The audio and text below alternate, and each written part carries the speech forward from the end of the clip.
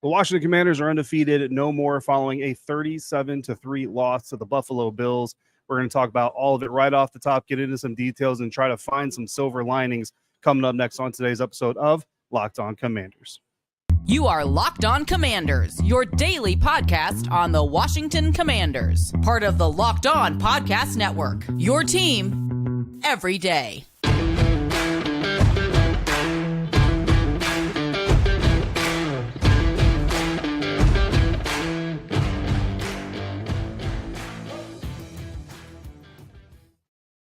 And welcome into this episode of Locked On Commanders, your daily podcast covering the Washington Commanders, part of Locked On Podcast Network, your team every day. Thanks so much for making Locked On Commanders your first listen of the day every day. And don't forget that you can subscribe for free on YouTube or wherever you get your podcasts. And I appreciate you joining me here for this group therapy episode.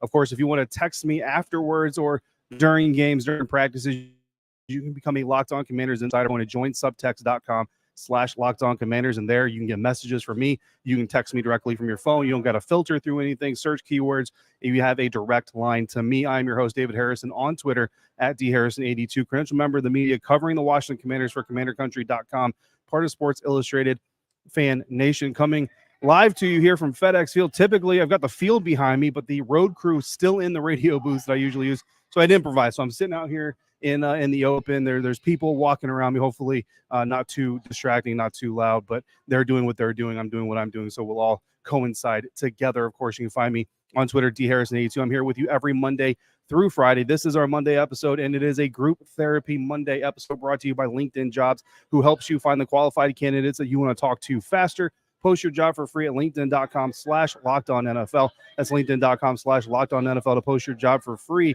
Terms and conditions apply. On today's episode, of course, we're going to talk about a day that was not a very good day for the Washington Commanders, for the players, for anybody hoping that they might go 3-0, and certainly for you Commanders fans. So especially on episodes like this, like it's always great to talk Victory Monday with all of you guys and to celebrate the joys of victory, whether it's a comeback win or whether it's a dominating win. But days like today, especially, I appreciate you all for coming through, and we're going to try to have as constructive a conversation as we can. We're going to try to find some good in a day that, quite frankly, was filled with a whole lot of bad. But first, we're going to do my three off the top. So these are kind of my three first observations as the game was coming to a close, kind of the first three things that came to my mind. And again, may not be the most important storylines coming out of this game, may not even be kind of the final thing that I have to say on any of these given topics. But the first three things that kind of came to my mind, first and foremost, the offensive line still very much a work in progress here in Washington, but it didn't make much of that progress on Sunday, right in week 3. And we talked about this during training camp, and I went on a couple of other shows, did some radio hits, but I said it a lot on this show as well. So every day, as you'll remember, that we talked about how this offensive line was a work in progress, but during camp, during the preseason, they were making that progress. Then we get to week 1, not the cleanest game in the world. Certainly some things that need to be cleaned up. Sam Howell had some responsibility for some sacks, but so did the offensive line. Then we get to the Denver Broncos game, and they looked a little bit better, right? So you always want to see that forward progress, that forward momentum.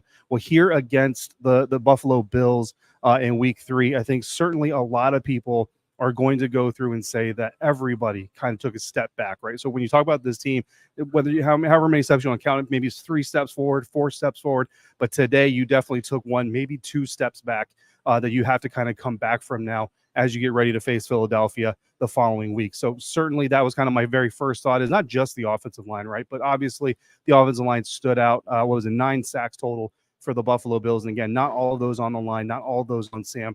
Certainly a combination of the two. And you got to give the defense credit as well. Some really good pass rushes, some really good plays dialed up.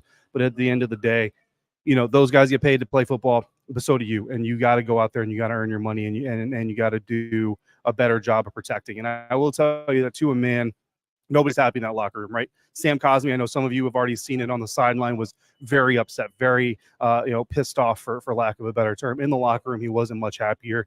And what we saw him talking to some teammates, we saw him, and we've seen him be an emotional leader for this offensive line before. So as long as you have those emotional leaders who are invested, certainly you're going to have the ability to develop. It's just a matter of how long it takes to develop and whether or not this team can really afford to allow the amount of time they're going to need to develop fully. So My second thing off the top, Sam Howell looks his age, right? This is a young quarterback. We can harp on the 5th-round draft pick thing. I don't really like harping on the 5th-round draft pick thing because I think a lot of scouting departments would tell you that they didn't have a 5th-round grade on Sam Howell. I think what happened in that draft class is not just the quarterback class in whole was kind of slept on a little bit, and not a lot of excitement about that quarterback class compared to many others that have come out, but also a lot of the teams that needed quarterbacks that year, including Washington. You remember the trade for Carson Wentz. I know you don't want to bring it up, but it did happen. A lot of teams that needed quarterbacks that year or were looking to kind of get a fresh start at quarterbacks, they went with a veteran option. They either traded for Carson Wentz or they traded for Russell Wilson, the likes of that. So a lot of those teams who may have pulled the trigger on, say, a Desmond Ridder earlier than he was drafted and Sam Howell earlier than he was drafted didn't need to or didn't have to or didn't choose to because they had brought in veterans and they felt comfortable, at least for the time being, going the direction that they went. So, again, I don't put a lot of stock in Sam Howell, the 5th-round pick quarterback, but I do put some stock in Sam Howell, first-year starter, young quarterback, 4th career start of his career, and honestly, the first start that he's gone up against a true playoff contender. And I know I say that knowing that the first one came against the Dallas Cowboys, but again, we've kind of talked about this before. The Dallas Cowboys, a little bit in coast mode, a little bit in not fully competitive mode in that Week 18 game last season because their playoff seeding was already secured. Didn't really matter if they won or lost. They were going to the playoffs. They were going to go to Tampa Bay, regardless of what happened in FedEx Field that weekend. So this, to me, the first true competitive competition Sam Howell has entered into with a true playoff contender, the Buffalo Bills. Not just a playoff contender, a championship contender. And I think that it showed. And Buffalo has been good for a really long time for a reason. But again, as long as Sam Howell takes the lessons, leaves the negativity behind eventually, maybe takes it with him just as a reminder of I don't want to feel this again, but primarily take the lessons, which is something he talked about in his post-game press conference. So I'm confident that he's going to be able to do that. EB, Ron Rivera, and his teammates, more importantly, are going to be able to help him do that as well. So that's the second thing off the top was Sam Howell just kind of looking his age today against the Buffalo Bills in a 4-interception performance. Third thing off the top, Washington is not a team that can pass on opportunities and live to tell the tale against playoff caliber teams. We saw this team do this in Week 1. We saw them do it in Week 2 where there were opportunities to score or opportunities to make a good play, and whether it was a bad pass, a dropped pass, a sack taken, a block missed, or a missed field goal, whatever the case may be.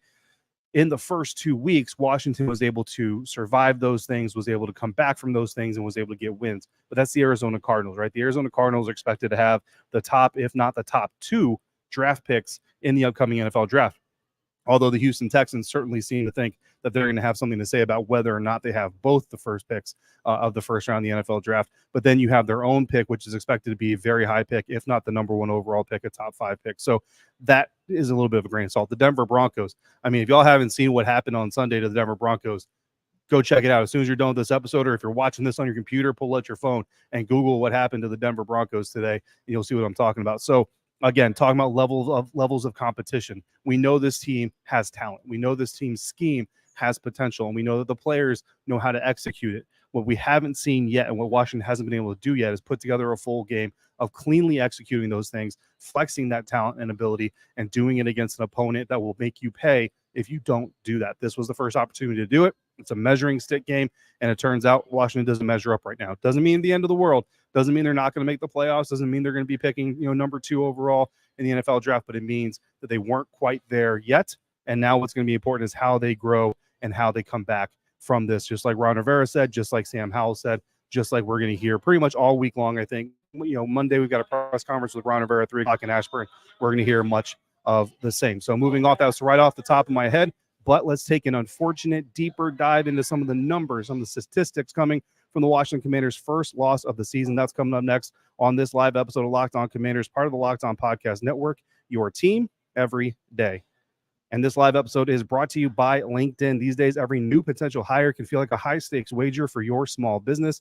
You want to be 100% certain that you have access to the best qualified candidates available, and that's why you need to check out LinkedIn Jobs. LinkedIn Jobs helps you find the right people for your team faster and for free. Add your job and the purple hashtag hiring frame to your LinkedIn profile to spread the word that you are hiring. Simple tools like screening questions make it easy to focus on candidates with just the right skills and experience so you can quickly prioritize who you'd like to interview and hire. And that's why small businesses rank LinkedIn Jobs number 1 in delivering quality hires versus leading competitors. LinkedIn Jobs helps you find the qualified candidates you want to talk to faster So post your job for free at linkedin.com/lockedonnfl. That's linkedin.com/lockedonnfl to post your job for free. Terms and conditions apply.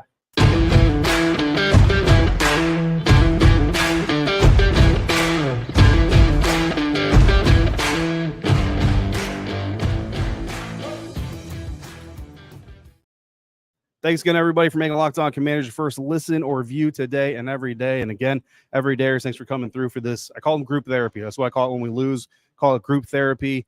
Victory Mondays when the Commanders win, and when we're talking about a loss, it's a little bit of group therapy time. If you're in the live chat, I see you chatting, I see you talking. I appreciate you. Please make sure you continue talking amongst each other. Drop your thoughts, drop your comments. Agree, disagree. Again, I'll always say as well, agreeing with me is not a prerequisite to watch the show and interact with the show.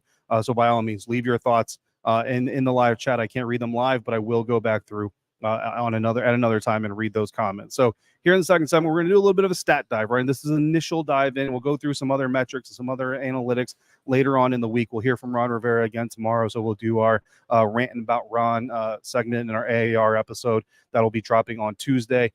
But let's drop into some stats and let's get into the shallow end of the pool here real quick. And let's start with the number one stat line that everybody's going to be talking about. And that is, of course, quarterback Sam Howell. Sam Howell, 19 for 29 on the day in week 3 against the Buffalo Bills, 66% completion rate, 170 yards and 4 interceptions. And, these are the rough days it comes to do the Howell watch, right? We had a lot of fun with the Howell watch in training camp, had a lot of fun with our Howell watch in the first 2 weeks following comeback wins. Unfortunately, here, not going to be as fun. First drive of the game, Sam goes 3 for 4, 36 yards, ends up throwing an interception at the end of that one. And that was really kind of the first time, the Washington Commanders are in scoring position, have the opportunity to put some points on the board after the Buffalo Bills put some points on the board and really kind of start exchanging some blows with the Buffalo Bills in this game. Unfortunately, just not able to do it with that first interception of the game. Second drive, not much better, a 3-and-out for Sam Howell in the Washington offense, 0 for 1 for Sam Howell. So immediately giving the ball back to the Buffalo Bills, who were able to do some damage with it as well, coming off of that 3-and-out and a short punt, followed by a penalty and an immediate one-play touchdown drive. Second week in a row, the Washington Commanders defense has given up a one-play touchdown drive. Third drive of the game for Sam, 3 for 5, 51 yards. So again, better. They get down to the goal line, they get down to goal to go, but they end up going for it on fourth down. Turn over the ball on downs. I'll talk about that here in just a little bit more, that decision here in just a little bit. Fourth drive of the game, 2 for 3, 9 yards. Again, ends in an interception. Sam's second interception of the half, second interception of the day. And then the fifth drive of the game was actually the end of half game. So one run play, they let the clock run out. No passes there. Sixth drive, Sam comes out of the locker room going 3 for 5, throws 17 yards, but ends up throwing another interception, his third of the day, to end what was a somewhat promising drive to begin with. The next 2 drives, Sam Howell throws for a combined -3 yards. He completes 2 passes on 2 attempts, -3 yards. One drive ends in a punt, another one ends in a fumble. Antonio Gibson fumble kind of returning there. And of course, that's something we'll talk about throughout the week.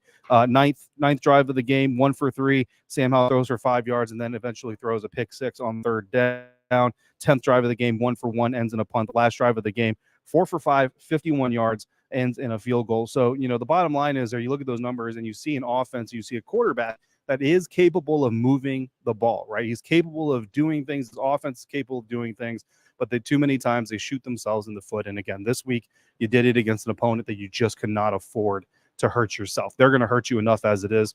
You can't come out there and hurt yourself. So that was the drive-by-drive. But bottom line is 4 drives here in this game. Sam Howell threw for 0 or negative yards, 4 out of 11 drives. That's never going to be a good thing. The first 3 drives of the second half threw for a total of 14 yards. Again, 17 on that first drive, and then negative yards in each of the next 2, leading to 14 yards total. 7 of 11 drives ended negatively, either interceptions, 3-and-outs, or fumbles. You only had 4 drives that didn't end with a completely negative outcome. 2 of them were punts, which, sure, that's a negative, but at least it's a negative that's kind of a run-of-the-mill negative. 1 end of half, and then 1 field goal. So the only real positive drive you had was the field goal, and of course, that was at the very end of the game just to break the shutout.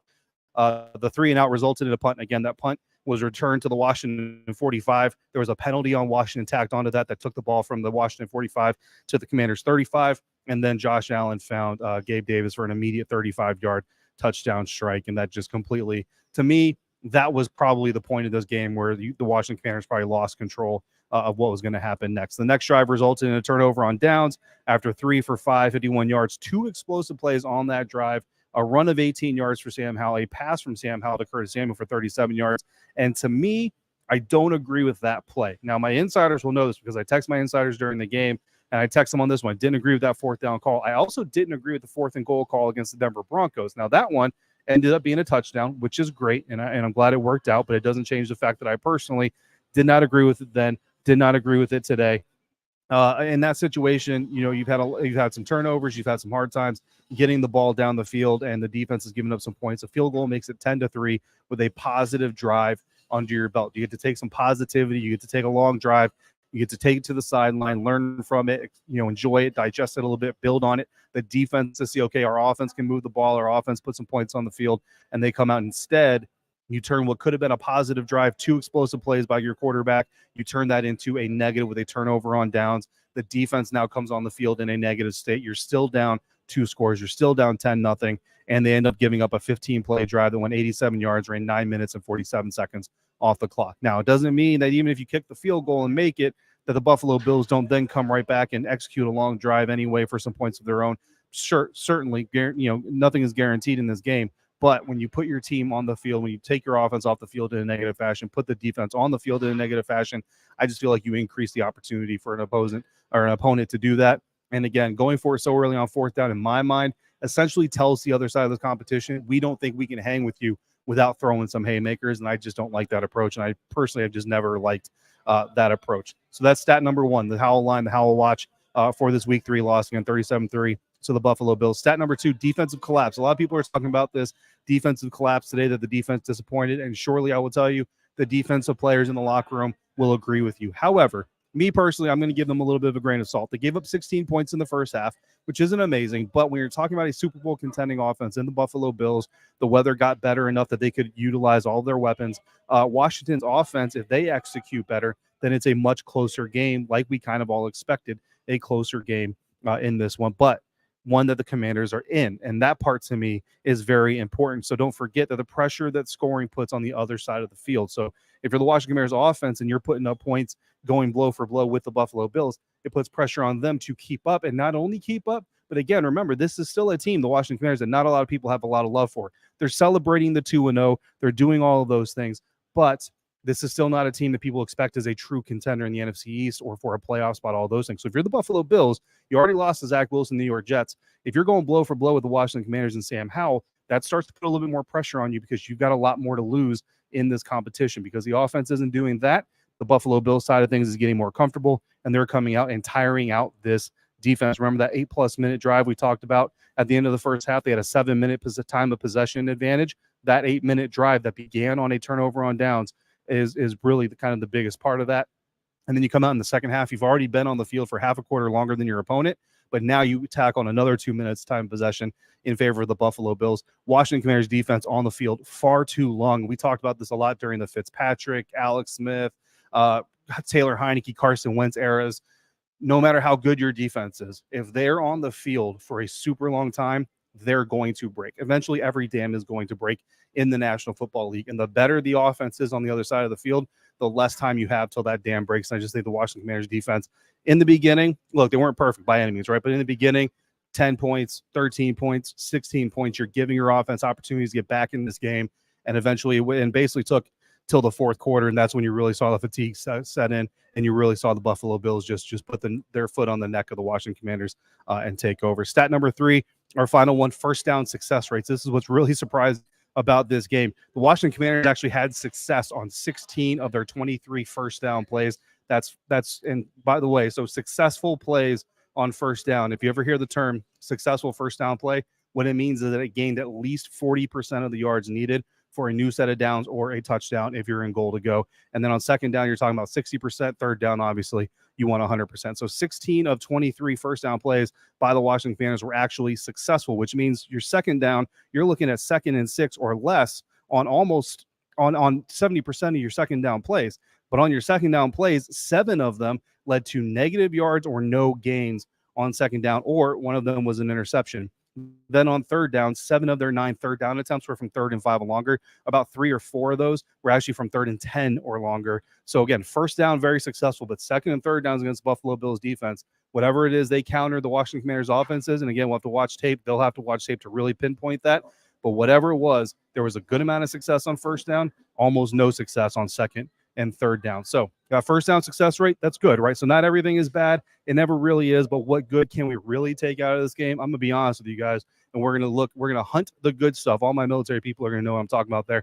That's coming up next on today's episode of Locked On Commanders, part of the Locked On Podcast Network, your team every day. And we're going to do this thanks to our friends over at DoorDash. If you're missing the syrup for your pancakes or you just ran out of your favorite coffee creamer, DoorDash grocery delivery, you can get what you want right when you need it. With DoorDash grocery delivery, you can stock up for the week or order last-minute cravings conveniently. You've trusted DoorDash to deliver your restaurant favorites, and now you can get groceries delivered that actually delivers too. With thousands of grocery stores to choose from, you'll find the best in your neighborhood and boost your local economy with each and every order. You'll get exactly what you ordered, or they'll make it right.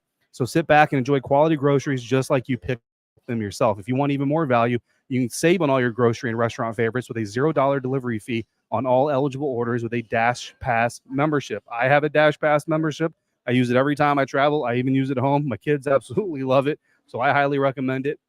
If you're the kind of person like I am and my family is that's going to use DoorDash for this kind of service. With easy substitutions right in the app and best-in-class customer support, DoorDash delivers groceries exactly how you want it. Get 50% off your first DoorDash order up to a $20 value when you use the promo code LOCKEDONNFL at checkout. Limited time offer. Terms apply. That's 50% off up to $20. No minimum subtotal and zero delivery fees on your first order when you download the DoorDash app in the App Store and enter the promo code LOCKEDONNFL. Don't forget that's code LOCKEDONNFL for 50% off your first order with DoorDash.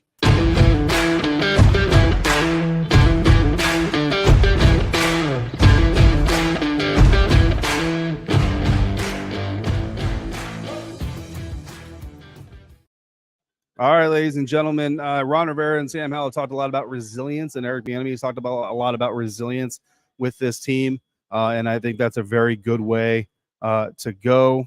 We've got some spam in the live chat. I see. Let me get rid of that for all of you. Sorry about that.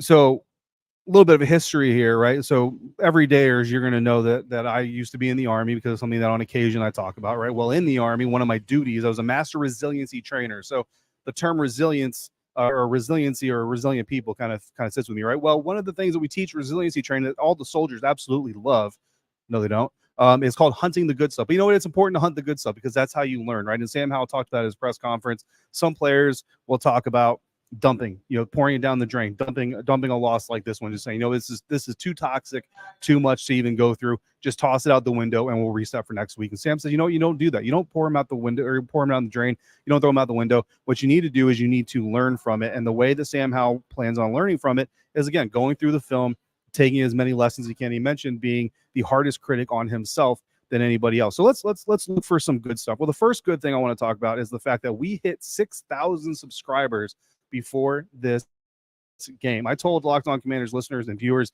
on YouTube that we were about 200 subscribers away from hitting the 6,000 subscriber mark, and I would really, really appreciate it if we could get to that 6,000 subscriber mark before we hit this game. And doggone it, we did it. In fact, we did it before the end of Thursday. By the time I sat down, I recorded our Friday episode, but then by the time my Thursday episode, by the time I got done laying that episode out, we had actually gone over 6,000. So in that episode, I even say we're really close at the time of this recording. By the time that recording was done, y'all already put me over 6,000, put the show over 6,000. So I greatly appreciate all of you. So there's something that I wanted to hunt and wanted to acknowledge and give all of you appreciation for, those subscribers out there, for making this show great and for letting me do the job that I love to do, even on bad days like this one. You know what I mean? Getting to sit out here at FedEx Field talking to all of you good folks and hold a group therapy session. So that's a personal good thing that I'm taking away from this weekend. But here's another one for the Washington Commanders. It only counts as one loss, right? And I think that's really the important thing to remember. And Antonio Gibson kind of talked about it in the locker room with us. That's one game.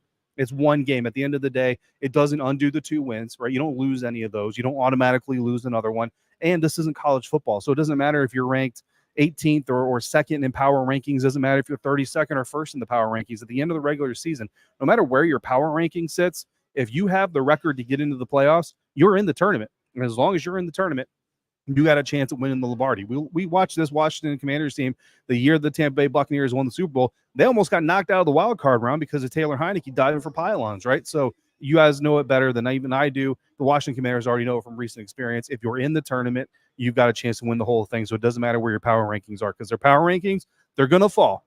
After this loss, the power rankings are going to fall. We all know that. But at the end of the day, the team is still 2-1. You're going to see some teams that are 1-2. You're going to see you might even see a team that's like 0-3, but they're like, they've played really tough competition. Power ranked higher than the Washington Commanders. But guess what? If the playoffs, if the season was end today, the Washington Commanders would still have a better record than those teams ahead of them in power rankings. So again, rankings don't matter. So there's a little bit of a bright side, and I'm going to add to it. Sam Cosme was upset. Nick Gates was also upset. We asked Nick if he would talk after the game, and he really kind of just asked us, hey, not today, maybe tomorrow, maybe Tuesday, later on in the week. And we respect him for that, because he's a good dude, and he always gives us respect in the locker room as well. So when he asked for a day to not have to talk, we give him a day to not have to talk. So that's point number one. Point number two, B-Rob looks legit, guys. I mean, if you haven't already gone and traded for him on your fantasy roster or put him on your daily fantasy rotation or whatever you're doing, Brian Robinson looks legit. Only got 10 carries today, but he got 70 yards on those things. The Buffalo Bills came with a 5.85 yards per carry average against them.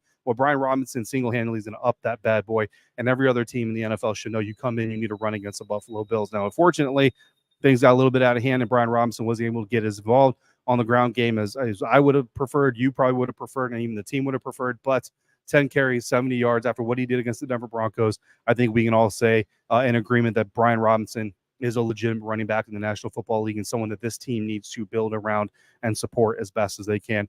Third thing that I'm going to throw out here is a silver lining. There's a winnable game coming up next weekend inside the division. How do I know that? They're another Super Bowl contender. This team just got their butts whooped by a Super Bowl contender. Well, guess what? This Super Bowl contender that we're going to go see next weekend in Philadelphia, then I'll be, and I'm going to take all this with me, so I'm going to bring you with me to Philly. We've already seen them beat those Philadelphia Eagles in Philadelphia, and I would say that the team they beat in Philadelphia last year was a better team, and I still say, even after 37-3, I still say that this Commanders team is better than that Commanders team. They just got to take the lessons out of this loss, put them into action, develop over the week, come into Philadelphia. It's a new game. Do not bring the toxicity from this Buffalo Bills loss into Philadelphia next weekend. If they can do that, I still think they have the opportunity to get a win in Philly, and it's a huge win, an NFC East division win. Sam Howell mentioned that game is basically two games, because you're not only getting a win for yourself, but you're giving your division opponent a loss, and I agree completely with him. So it's a very, very big game, and of course, we're going to wrap up conversations about this game first,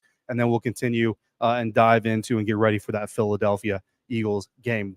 This is my Monday episode. Coming up on Tuesday, we will have our AAR, what was supposed to happen, what we want to see sustained, and there are some things what we want to see improved, and then we'll rant a little bit about what Ron had to say after the game, and tomorrow on Monday during his press conference in Ashburn. In the meantime, if you've got questions or comments, just throw them down in the YouTube comments. Hit me on Twitter or text me by becoming a Locked On Commanders insider by going to joinsubtext.com/LockedOnCommanders. We got some new ones before this game. I appreciate all of you. I wish it was a better experience for all of us, but better days are ahead of. So if you want to get in on that fun, again, join subtext.com/LockedOnCommanders. In the meantime, or as always, rather, I appreciate you for making Locked On Commanders your first listen of the day every day. Thank you so much for everybody coming through live for group therapy. Even if you come in after the fact, I greatly appreciate you on YouTube, in audio, whatever format you're doing. Thank you so much for making me a part of your day, part of your football routine. And until we speak again, please be safe, be kind, and I'll see you next time for another episode of Locked On Commanders, part of the Locked On Podcast Network, your team every day.